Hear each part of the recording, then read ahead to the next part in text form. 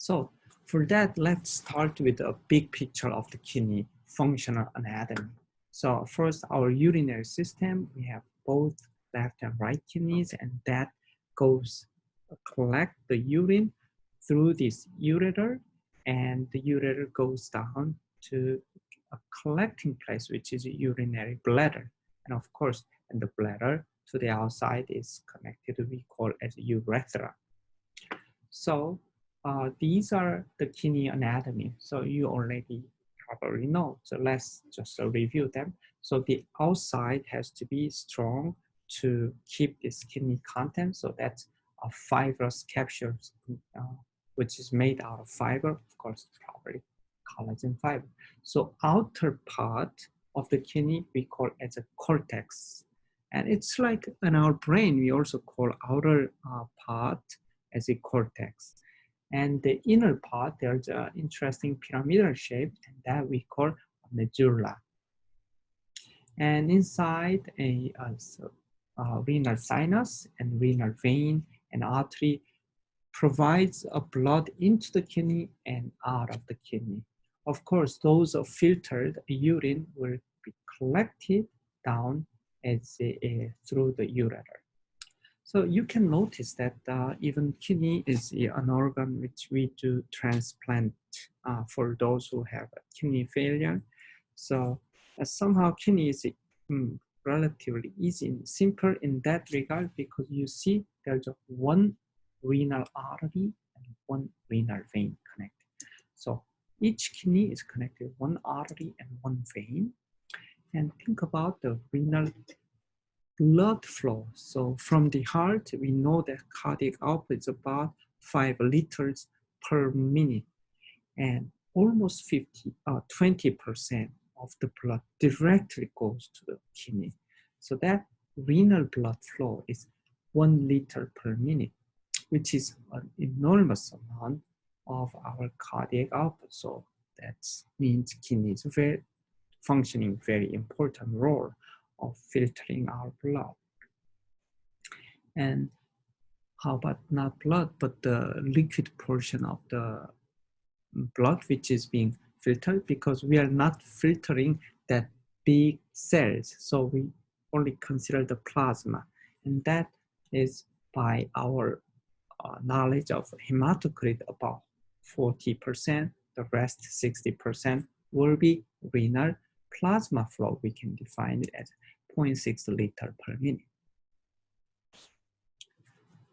So as we say, the functional unit, the smallest functional unit of the kidney is called nephron. And the so this, I brought some of this kidney's nephron picture. So you look at it. So kidney renal artery will branch down into a smallest one, which is arterial, meaning that small artery.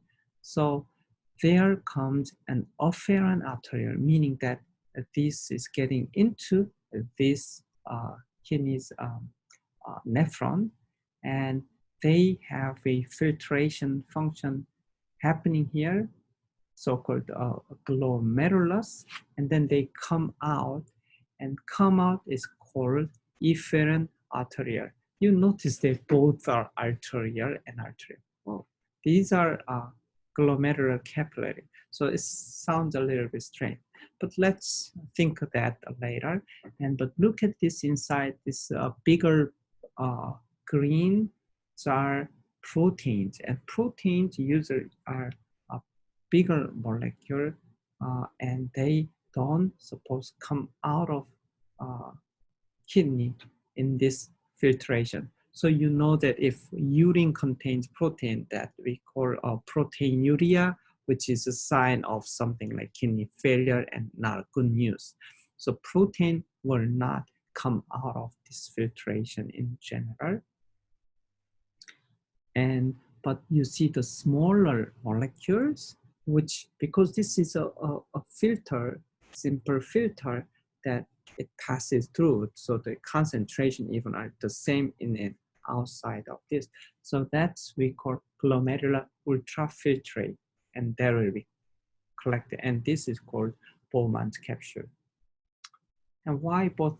But this is a one side, so I want to give you a little big picture of this nephron, that this glomerulus is here, and from kidney to renal arteries, efferent arterial gets in, and then going out. Why it's called efferent arterial? Because there's a capillary downwards. So that's why it's still arterial. And the capillary will be interacting with proximal joint, proximal meaning that it's closer to the glomerulus, and the loop of Henry, then it goes back to here so that it also interact with the capillaries, and we call it now distal tubule. And this will become this blood, which is after this capillary will become vein. All right, so now I guess you understand why this is called afferent and efferent, both are arterial, because the downstream there will be actual capillary network where reabsorption and secretion happens, and they become a vein.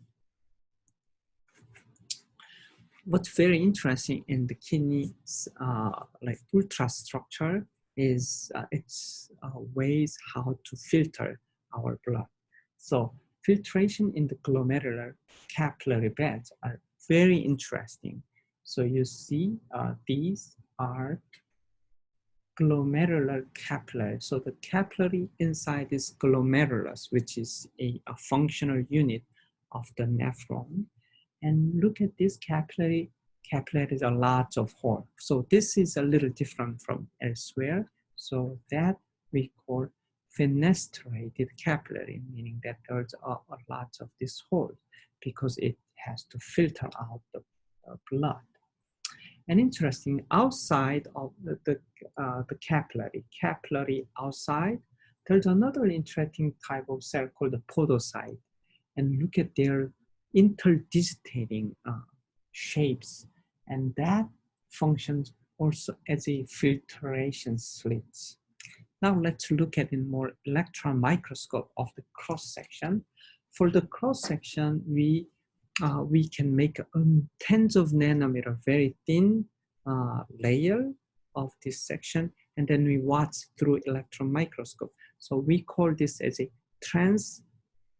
transmission electron microscope, which is usually a cross-section cut of these structures, so that you can see, because of this red blood cell, we notice that these are a luminal side of the glomerular capillary.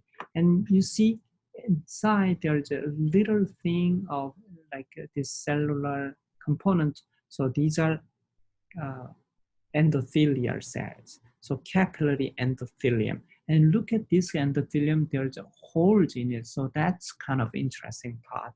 So this endothelium is not maybe tight, but it also contains lots of holes for filtration. And endothelial cells are sit on these prominent basement membrane. What's interesting is outside the shape, you see these slit-like shape, which is formed by this podocytes. So that's called filtration slits.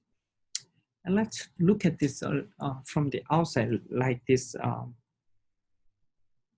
this picture. So that is the picture from the outside. Look at this, it's amazingly interdigitating podocytes, and that forms a numerous filtration slits around glomerular capillaries.